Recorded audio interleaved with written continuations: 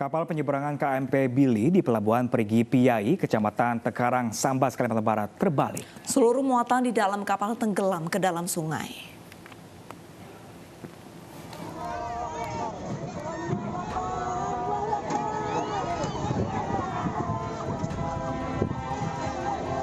Beginilah detik-detik tenggelamnya kapal penyeberangan KMP Bili di Pelabuhan Perigi Piai, Kecamatan Tekarang, Kabupaten Sambas, Kalimantan Barat pada Sabtu sore.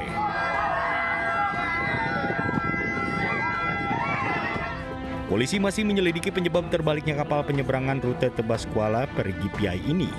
Informasi awal yang dihimpun polisi, lambung kapal bocor saat merapat di dermaga. Seluruh muatan yang ada di dalam kapal diantaranya truk, mobil, dan puluhan kendaraan roda 2 ikut tenggelam bersama kapal. Kapal ini sempat nyadar, sempat turunan dor, dan ada air yang masuk sehingga mengalami kemiringan. Untuk korban jiwa sendiri sudah kami pastikan tadi dari keterangan saksi dan keterangan dari ABK bahwa masih ada waktu sekitar 30 menit ya, penumpang masih sempat keluar, jadi tidak ada korban jiwa. Polisi memastikan tidak ada korban jiwa dalam musibah ini. Polisi bersama Basarnas Sintete dibantu instansi terkait masih melakukan pengamanan di sekitar lokasi kejadian dan berusaha mengeluarkan kendaraan yang ada di dalam kapal. Dari Sambas, Kalimantan Barat, Uun Yuniar, iNews melaporkan. Banjir hingga malam tadi ini masih menggenangi sejumlah wilayah di ibu kota. Ya, kawasan Cipinang Melayu, Jakarta Timur, ketinggian airnya mencapai 2 meter. Hingga Sabtu malam, banjir masih merendam kawasan Cipinang Melayu, Jakarta Timur. Ratusan warga telah dievakuasi sejak Sabtu dini hari, namun masih banyak juga yang bertahan di lantai atas tempat tinggal mereka. Warga korban banjir Kelurahan Cipinang Melayu terpaksa mengungsi di sekitar bantaran Kalimalang dan Masjid Universitas Borobudur.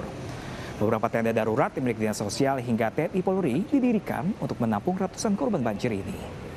Data BPBD DKI, pengungsi banjir di ibu kota mencapai lebih dari 1.300. Warga pun masih membutuhkan sejumlah kebutuhan seperti makanan siap saji, perlengkapan bayi, alas tidur, sanitasi, masker hingga hand sanitizer.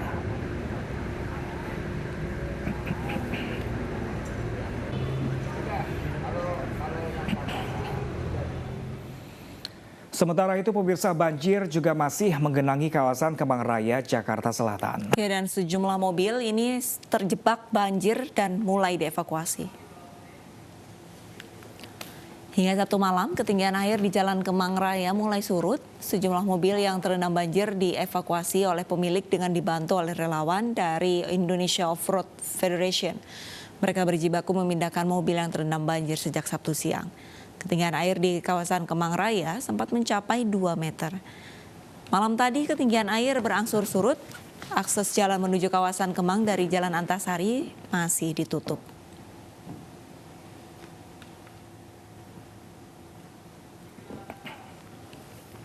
Utamakan yang mobil-mobil kejebak di jalanan, karena juga untuk mobilisasi tim relawan ya, kita utamakan untuk evakuasi dulu yang di jalanan. Kedua, itu pun juga atas persetujuan pemiliknya, minimal kita pinggirin dari jalan.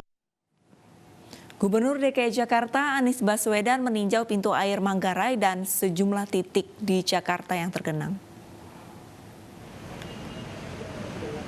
Anies meninjau pintu air Manggarai pada pukul 5 pada Sabtu sore kemarin. Kondisi pintu air Manggarai pada ketinggian 800 cm yang artinya debit air Ciliwung cukup tinggi. Selain di pintu air Manggarai, Anies juga meninjau banjir Jalan Jenderal Sudirman, Jakarta Selatan. Kontur lajur kiri yang terbilang lebih rendah membuat genangan air menutupi 2 lajur. Meski sepanjang hari curah hujan di Jakarta tak begitu tinggi, namun datangnya air dari wilayah selatan yakni kawasan Depok membuat Sungai Krukut kembali meluap. Sangat kecil, bahkan hari ini praktis tidak banyak hujan. Yang saat ini sedang terjadi adalah air dari hulu masuk ke Jakarta. Ini sekarang kita berada di simpang Sungai Ciliwung yang masuk ke Ciliwung Kecil, Ciliwung Lama. Nah, ini sudah dibuka di posisi yang maksimum. Ini penting untuk membuat aliran dari Sungai Mampang, aliran dari Sungai Krukut nanti bisa mengalir dengan baik di dekat pintu air karet. Jadi saat ini kawasan Kemang misalnya, air dari hulu masih banyak, tetapi karena banjir Kanal Banjir Barat itu masih jumlah airnya banyak sekali, sehingga tidak leluasa mengalir. Sementara itu, pemirsa, perahu Polairut yang tengah mengevakuasi korban banjir di Kabupaten Bekasi, Jawa Barat terbalik dihantam derasnya arus banjir. Ya, dan akibatnya ini ada seorang ibu dan anaknya hilang terbawa arus dan kini masih dalam tahap pencarian.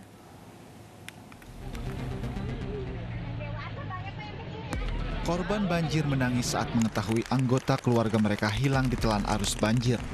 2 orang dikabarkan hilang saat dievakuasi petugas menembus derasnya banjir di Cikarang Utara, Bekasi, Jawa Barat. Tim SAR yang berada di lokasi kejadian masih terus mencari korban Hasyatul Mukminah dan anaknya yang masih balita Miftahul Khair. Suami korban saat dievakuasi menggunakan perahu yang berbeda dan tidak bersama dengan istri dan anaknya. Dia mau ngomong apa sama mertua, sama keluarga? Enggak, waktu evakuasi dia abang belakangan aja. Belakangan dia.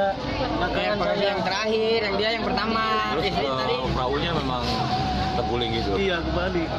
Abang ikut di perahu itu? Enggak, masih di atas. Di atas. Jadi istrinya duluan sama anaknya. Sama anak-anaknya yang lain. Yang cewek-cewek semua. Anaknya berapa tahun, Bang? 4 tahun. Cewek. Cowok. Sama istri saya. Dalam evakuasi korban banjir, petugas mengaku terkendala oleh arus banjir yang deras. Ya, walaupun kami mengalami hambatan karena memang arusnya cukup deras, ya, dan yang dievakuasi juga cukup banyak. Ini kita masih berlangsung evakuasi dan dari evakuasi itu kita tempatkan di posko. Posko kita tempatkan di setiap area yang terdampak banjir. Polisi juga menjelaskan banjir di permukiman warga ini disebabkan oleh tingginya curah hujan dan meluapnya Kali Cilemah Abang, Cikarang Utara. Dari 23 kecamatan di Kabupaten Bekasi, Jawa Barat, 17 desa yang terendam banjir dengan ketinggian air hingga 3 meter.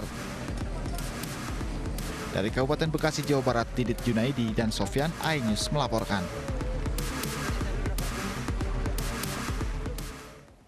Meski banjir melanda, petugas pemulasaran khusus jenazah COVID-19 Polda Metro Jaya mengevakuasi jenazah COVID-19 di Makassar, Jakarta Timur. Ya, peti jenazah dievakuasi menggunakan perahu karet.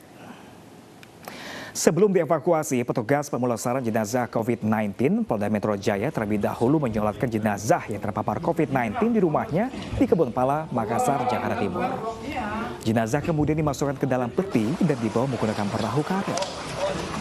Petugas harus menerjang derasnya air. Jenazah selanjutnya akan dimakamkan di pemakaman khusus jenazah COVID-19.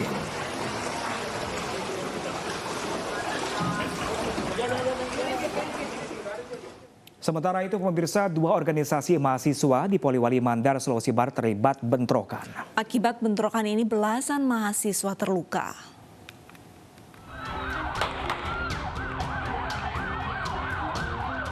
Bentrokan antara 2 kubu organisasi mahasiswa terjadi di kampus Universitas Al-Asyariah Mandar di Poliwali Mandar, Sulawesi Barat. 2 kelompok yang bertikai adalah organisasi HMI dengan PMII. Keduanya saling serang menggunakan kayu dan batu. Akibatnya sejumlah kaca dan atap bangunan rusak. Bentrokan semakin sulit dikendalikan. Polisi pun melepaskan tembakan peringatan ke udara, namun tidak dihiraukan. Bahkan saling serang meluas hingga ke ruas jalan. Kami kan ada kesepakatan bahwa semua bendera tidak usah ada dipasang. Ya udah dipasang. Tiba-tiba semua atribut dirusak, Pak. Dirusak semua. Terus kawan-kawan di sini dipukul juga. Dipukul. Dan pernyataannya dia kami duluan menyerang. Bagaimana kami menyerang dengan jumlah yang sedikit? Ada korban kan? Ada. Satu pecah kepalanya, satu pingsan. Akibat bentrokan ini, belasan mahasiswa terluka. 3 di antaranya alami luka berat dan dilarikan ke rumah sakit. Belum diketahui penyebab pasti bentrokan. Saat ini pihak universitas dan aparat kepolisian masih terus lakukan mediasi dengan pengurus kedua organisasi. Dari Poliwali Mandar, Sulawesi Barat, Huzair Zainal, iNews melaporkan. 2 bidan menjadi tersangka penjualan bayi di Medan, Sumatera Utara. Ya, bidan tersebut pemirsa menjual bayi berusia 3 minggu dengan harga 13 juta rupiah.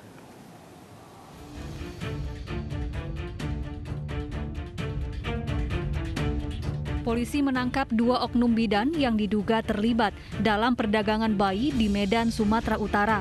Kedua oknum bidan ini diringkus di kediamannya di Desa Tanjung Morawa, Deli Serdang. Kedua oknum bidan ini diketahui menjual bayi kepada tersangka RS yang telah ditangkap lebih dulu.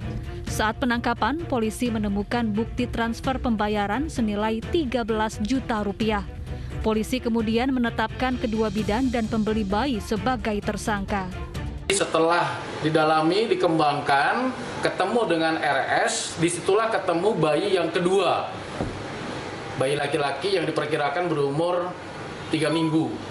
Kemudian dari RS ini, penyidik kembali mengembangkan, menemukan satu lagi yang diduga dan sudah ditetapkan sebagai tersangka, yaitu SP, berprofesi juga sama, bidan. Sementara itu, bayi laki-laki berusia 3 minggu yang akan dijual tersangka dirawat di Rumah Sakit Bayangkara, Medan. Dari Medan, Sumatera Utara, Aminur Rashid, iNews melaporkan. Ya pemirsa, informasi tadi sekaligus mengakhiri jumpa kita dalam iNews Pagi. Saya Arlista Hadi. Dan saya Pram Senjaya. Pemirsa, undur diri. Terima kasih atas kebersamaan Anda. Selama menikmati akhir pekan Anda, tetap jaga kesehatan. Dan sampai jumpa.